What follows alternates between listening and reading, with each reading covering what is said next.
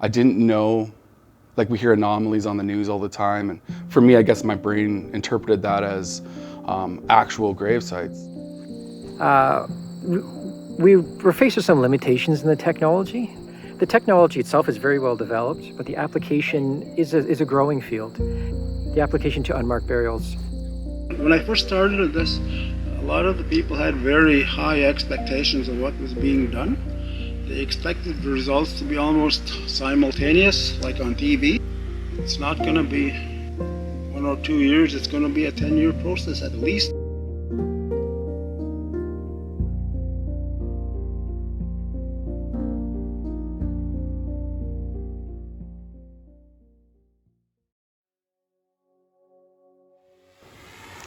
Ho doke yaunhe mie adam amakiak pado.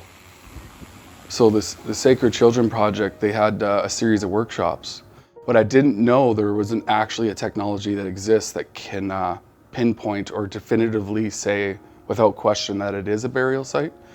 So for me, that was a revelation that I had no idea about.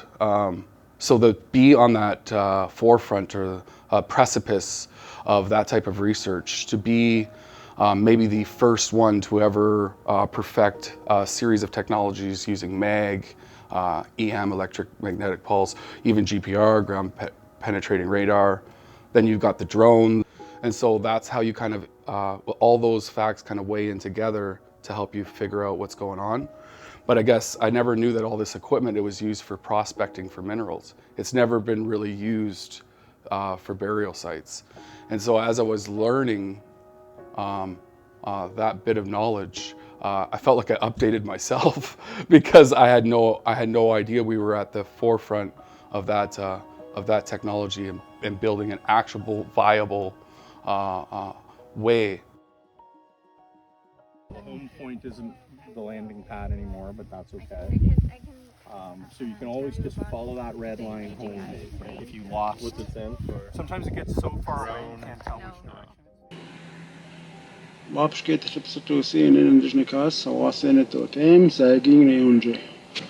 My name is Eric Bunn. I'm from Saging First Nation, and I was the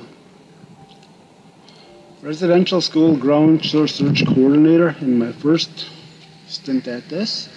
And during that period, I couldn't understand what the what all the data and the information we were receiving was. And when I tried to ask for information, they said, look at the file and look at this. And I tried, and I used the computer, and I used Google Maps, and it didn't work. I've learned that it's a long, slow process,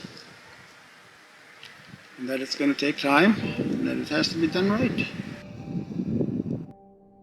That's good. So my name's Christopher Mancuso.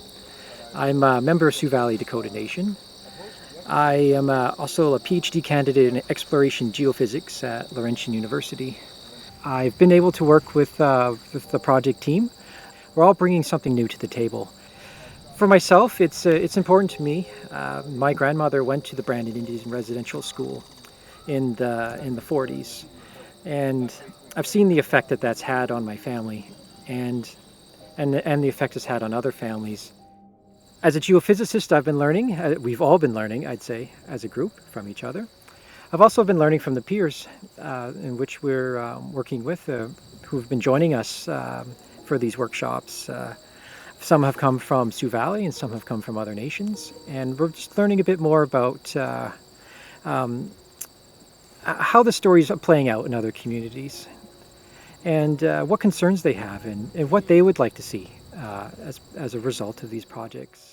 You can be a part of something like that. Always say yes.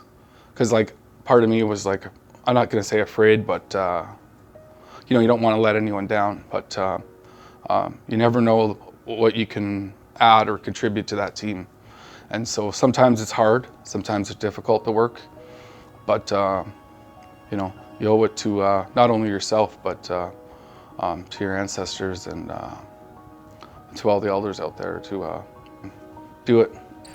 I think I think it's that getting the hands on the technology and getting to see the data that comes out of that technology, understanding where it can be applied, understanding what limitations it has, and also understanding how it could be used together.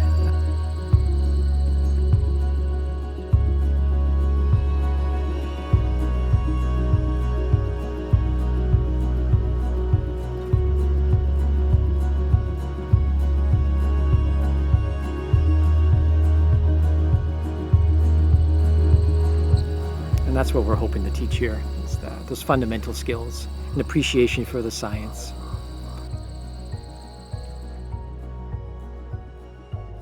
And I'm really glad I took this. I think the most enjoyable part I did was actually learning to work with some of the equipment.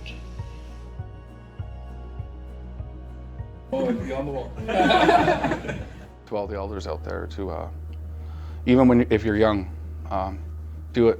It's worth it, and you could be a part of something that brings some actual, real traction to truth and reconciliation.